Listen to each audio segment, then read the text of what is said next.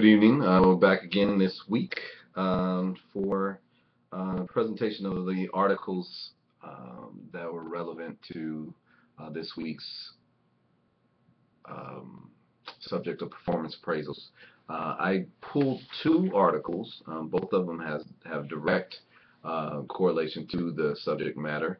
One of them is how performance appraisal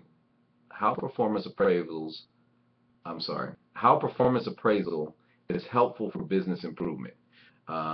It is by Megan Martin, and basically the premise of it is to kind of give you a breakdown of how performance appraisal can help and propel businesses into an improved state and into closer proximity to their objectives and into a place where they are growing at the speed that they'd like to.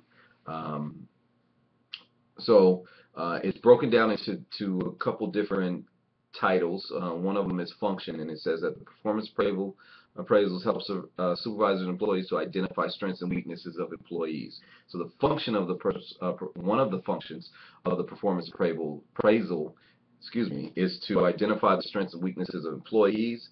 They offer opportunity for supervisors to discuss goals and set up benchmarks for employees to gain necessary growth in the business and for the employer or the organization. So the significance is another part of this, and it talks about the best performance appraisals create a link between individual employee expectations and the individual employee expectations and how the employee's work contributes to the larger organization's success.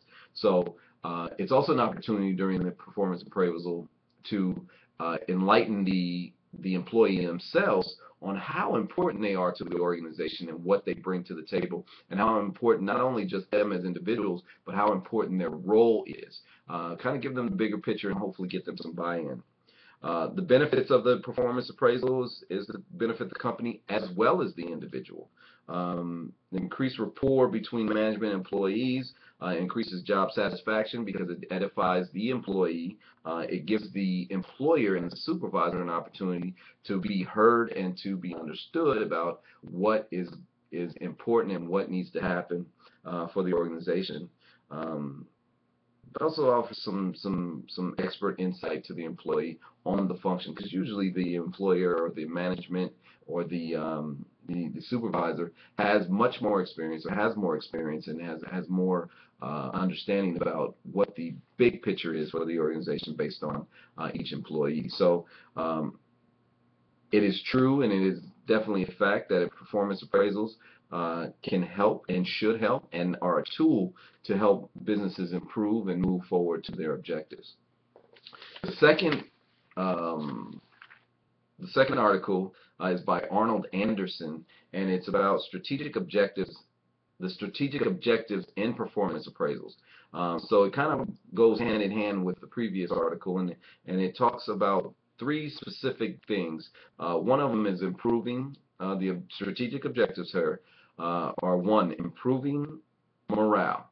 I talked a little bit earlier about the connection and the rapport building that comes from a good performance appraisal, and also the clarification of objectives and rules and other big picture type items for between the staff and the employer. So it improves morale on both ends. It's a budgeting tool, obviously. Many times associated with performance appraisals is raises and compensation. They may come in the form of bonuses. They may come in the form of raises. They may come in the form of stock options. They may come in the form of many other things. So for the organization itself, the performance appraisal is a budgeting tool.